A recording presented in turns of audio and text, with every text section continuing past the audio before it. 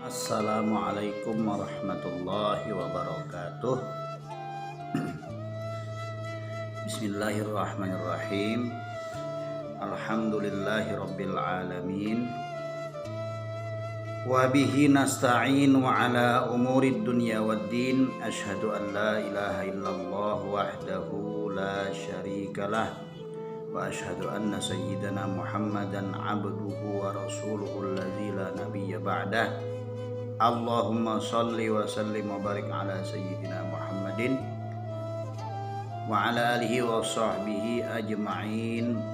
Subhanaka la ilma lana illa ma 'allamtana innaka antal alimul hakim. Wala haula wala quwwata illa billahil aliyyil azim. Amma ba'd.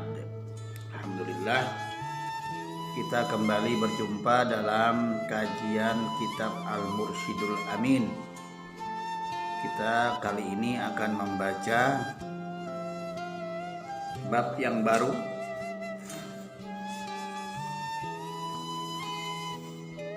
yaitu tentang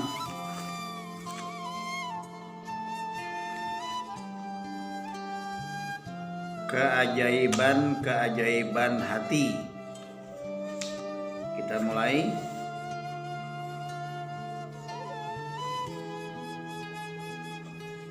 Qala al-musannifu rahimahullahu ta'ala anhu wa nafa'ana bihi wa bi ulumihi fid dharain amin. Berkata Al-Imam Al-Ghazali, semoga Allah merahmati beliau dan menjadikan kita dengan hadirnya beliau dan ilmu-ilmu beliau mendapat kita akan kemanfaatan dari Allah Subhanahu wa taala. Amin ya rabbal alamin. Kata Imam Ghazali tentang perkara yang membinasakan, perkara-perkara yang berbahaya, hal-hal yang berbahaya kalau dilakukan. Rasulullah Shallallahu Alaihi Wasallam bersabda, Inna fi jasadi bani Adama mudghatan. Sesungguhnya ada segumpal darah yang terdapat dalam tubuh anak Adam atau tubuh manusia. Idza saluhat, jika segumpal daging itu baik keadaannya, saluhal jasadu kulluhu, maka tubuh seluruhnya menjadi baik pula. Wa saluhalaha sairul badan, dan seluruh tubuh itu baik pula untuk kebaikan segumpal daging itu. Ala wahiyal qalbu, ingatlah kata Nabi Muhammad sallallahu alaihi wasallam bahwasanya segumpal daging itu adalah hati manusia. Maka dengan hadis ini menjadi jelas, kata Al-Imam, bahwa hati adalah pokok segalanya. Hati ibarat pemimpin yang dipatuhi di dalam tubuh.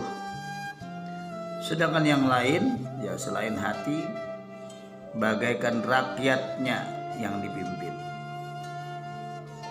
Maka Imam Ghazali akan menjelaskan makna hati, roh, nafsu, dan akal. Mari kita baca. Hati, kata beliau, memiliki dua pengertian makna. Makna yang pertama adalah hati merupakan daging yang bentuknya seperti pohon cemara dan berada di dalam dada sebelah kiri.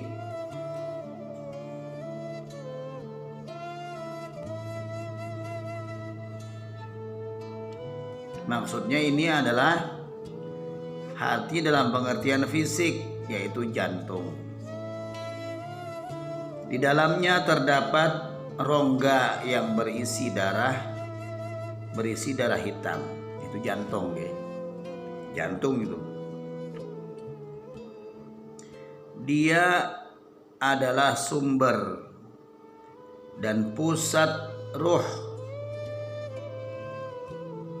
Daging dalam bentuk yang seperti itu terdapat pula di dalam seluruh tubuh hewan dan orang yang sudah mati. Semuanya punya itu. Adapun makna yang kedua adalah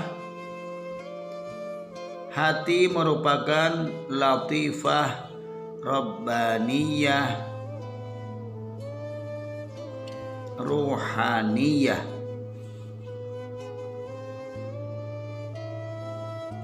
yang mempunyai hubungan dengan segumpal daging hati atau jantung itu. Jadi maksud latifah itu adalah hakikat kelembutan ilahiyah yang dilimpahkan ke dalam batin manusia melalui nur Allah dan berujung menjadi aktivitas ilahiyah dalam bentuk akhlak mulia. Itu maksud latifah. Latifah itu sesungguhnya merupakan sebab adanya sikap lembut. Latifah itu anugerah Allah. Sikap lembut kita yang memancar pada kelakuan kita, bersikap lembut kepada semua orang. Itu maksud latifah. Latifah inilah yang mengenal Allah. Jadi kita mengenal Allah dengan perasaan itu, dengan kelembutan itu.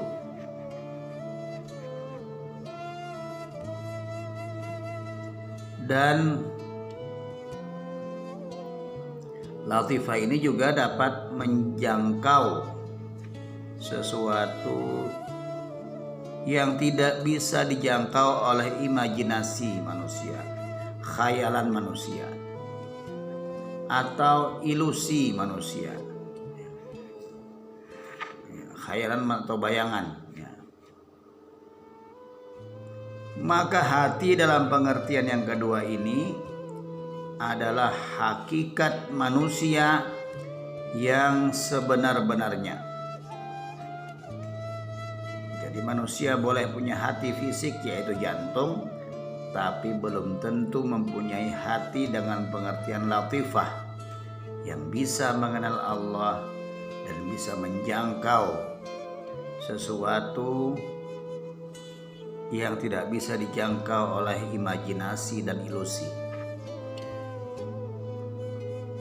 Maka dialah bagian dari manusia, latifah ini, yang diajak berbicara oleh Allah. Maka pengertian yang kedua ini yaitu latifah, inilah yang dimaksudkan oleh Allah ketika Allah berfirman, inna fi zalika la zikra, sesungguhnya pada yang demikian itu pasti terdapat peringatan, liman kana lahu qalbun, bagi orang-orang yang memiliki hati, kolbu. Ini tidak bisa dimaknai jantung, tapi latifah. Ini terdapat dalam surat Qaf ayat 37.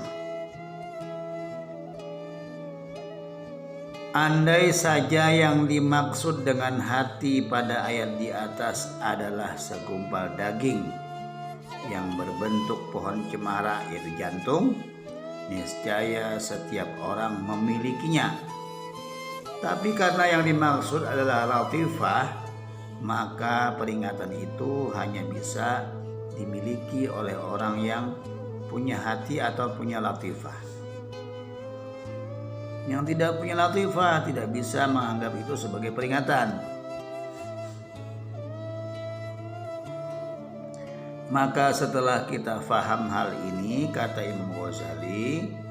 Imam Ghazali, ketahuilah bahwa hubungan latifah dengan segumpal daging cemara itu begitu rumit sampai tidak bisa dijelaskan dengan kata-kata. Hubungan keduanya bergantung pada musyahadah atau kesaksian dan pada ayan itu artinya penyingkapan. Yang dapat dijelaskan di sini adalah bahwa latifah hati ibarat raja dan daging hati, jantung itu, bagaikan rumah dan kerajaannya. Karena seumpama hubungannya seperti hubungan sifat dengan materi, maka tidak benar bila Allah berfirman, wa annahu yahulu bainal mar'i wa qalbihi. Sesungguhnya Allah membatasi antara manusia dan hatinya.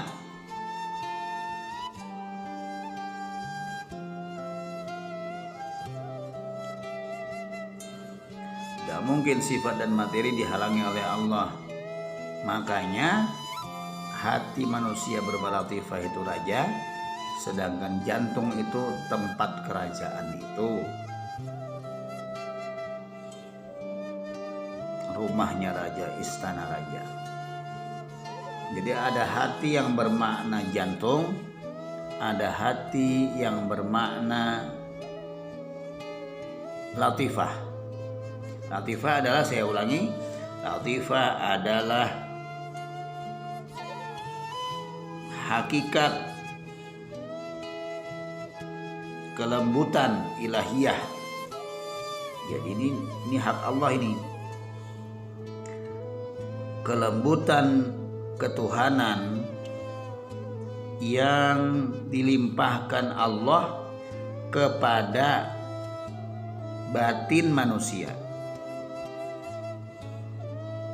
melalui nur Allah yang mencerahi manusia itu dan berujung menjadi aktivitas. Setelah dilimpahkan Allah, maka manusia kemudian bisa beraktivitas. Aktivitasnya adalah ilahiyah juga, bersifat ketuhanan juga, tetapi tercermin dalam bentuk sikap manusia kepada sesama, yaitu sikap lembut, sikap damai, sikap sayang, sikap peduli, sikap baik. Itulah hati. Jadi kalau orang punya hati, artinya orang punya sikap baik. Orang punya hati artinya orang itu lembut. Orang punya hati artinya orang itu peduli kepada orang lain. Orang disebut punya hati apabila orang tersebut punya penghargaan, penghormatan pemuliaan terhadap orang lain selain dirinya. Itulah yang dimaksud dengan hati sebagai latifah. Jadi hati itu bermakna jantung secara fisik, tapi bermakna latifah secara hakiki, anugerah Allah. Tidak semua orang punya hati atau dalam bentuk latifah itu, tapi dia pasti punya qalbun dalam bentuk jantung. Baik, saya kira ini dulu yang bisa saya sampaikan, yang saya bacakan. Mudah-mudahan bisa dicerna dengan baik dan bisa disyukuri karena ini adalah anugerah Allah. Baik, silakan kajian ini di-share kepada kawan-kawan yang lain untuk sama-sama belajar. Kita sama-sama berdakwah. Jangan lupa di-subscribe tayangan ini agar menjadi lebih eksis, karena ada rasa kebersamaan dengan subscriber yang lain. Kemudian disukai, tanda like, dan yang paling penting adalah diberikan komentar, kritik ya, untuk perbaikan tayangan ini, untuk perbaikan materinya. Barangkali perlu sekali diberikan tambahan-tambahan untuk kesempurnaan dakwah kita, dakwah yang santun, yang mengedepankan akhlak yang baik kepada semua umat. Saya semata-mata hanya membacakan, mohon maaf atas segala kesalahan. Kita tutup dengan doa. Bismillahirrahmanirrahim. Ila hadratin Nabi Mustafa sallallahu alaihi wasallam wa ala alihi wa ashabihi wa azwajihi wa